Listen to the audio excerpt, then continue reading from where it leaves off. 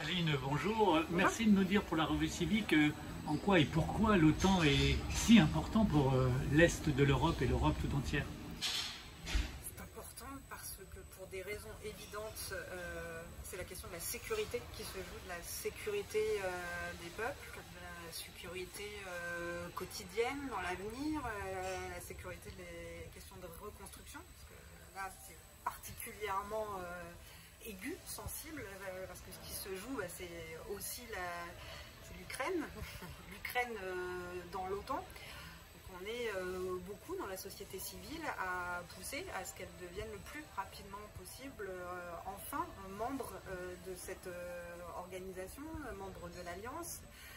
Il est plus que temps et il est, je pense au mot de Volodymyr Zelensky qui a parlé d'absurdité, de ne pas engager un calendrier clair parce qu'il a été convenu, admis qu'il n'était pas possible que l'Ukraine rentre dans l'OTAN avant que la guerre se finisse, mais qu'il est possible tout de même d'engager un calendrier clair. Voilà. Et il ne faut pas minimiser l'importance de la notion d'espoir aussi qu'il y a pour les gens dans cette question-là. Encore une fois, c'est leur sécurité. Je pense à tous ceux qui vivent sous les bombes, dans l'attente des alertes, dans l'attente de résister à une occupation russe, à un envahisseur russe, à des chars russes. Oui, la question de sécurité, c'est très concret, ça fait évidemment sens et surtout c'est une urgence quasi humanitaire. Donc il y a quelque chose de l'ordre du cynisme dans certains commentaires très froids, très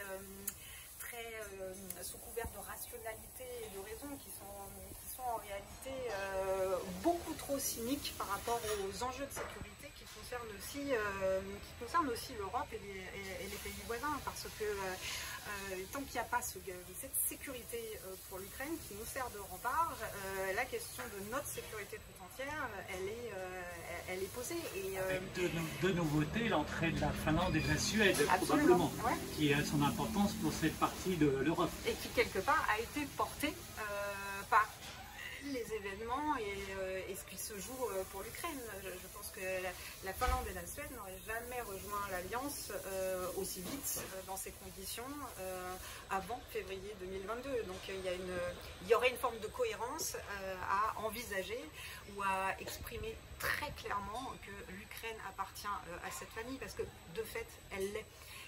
Elle combat avec des armes des alliés, elle résiste pour les alliés, pour les valeurs des alliés aussi, elle veut rejoindre cette famille plus que tout. Donc il ne serait pas complètement absurde, en effet, d'envisager de lui dire clairement que oui, elle fera bientôt partie de cette famille sur le papier. Et il y a quelque chose qui s'est joué d'historique aussi dans les images qu'on a pu voir de ce qui se passe à Vilnius, de ce qui s'est passé à Vilnius. C'est un accueil aussi populaire, un accueil de rue en fait du président ukrainien.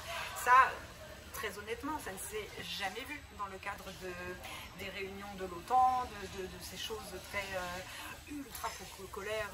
Évidemment, on a rarement vu, me semble-t-il, je crois que c'est un inédit historique, un président d'un pays qui rejoindra l'OTAN, parce qu'on le sait qu'ils rejoindront l'OTAN. Donc pourquoi tergiverser sur un calendrier? Il y a quelque chose encore une fois, de très cynique là-dedans, qui est assez sidérant au regard du contexte et des souffrances qui sont endurées par les gens. Mais enfin, on a vu un accueil de Zelensky porté par un pavoisement bleu et jaune partout dans les rues, sur les abribus, sur les bus même qui emmenaient les invités à l'OTAN en bleu et jaune.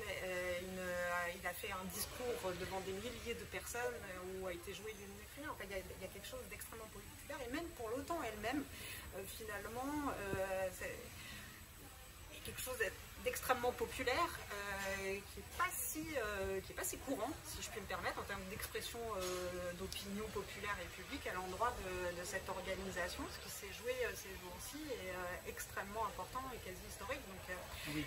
Voilà. Et donc on peut dire que finalement, peut-être que Vladimir Poutine a réussi à populariser l'OTAN en Europe. Absolument.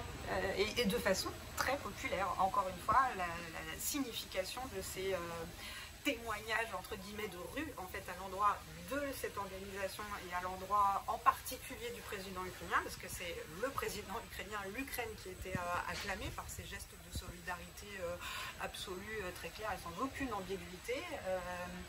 C'est très impressionnant et nous tous, voilà, membres de cette alliance, quand bien même on stratégise et on réfléchit, même cyniquement, enfin il y a quelque chose dont il faut se saisir, parce qu'en fait c'est pas tous les 4 matins que cette alliance est aussi célébrée encore une fois de façon populaire. C'était un accueil populaire qu'il a eu Volodymyr Zelensky. Et puis on peut refaire l'histoire aussi, mais ce serait bon aussi de ne pas réitérer les mêmes atermoiements et les mêmes erreurs tragiques qui ont été faites en 2008. Voilà. Merci beaucoup en tout cas.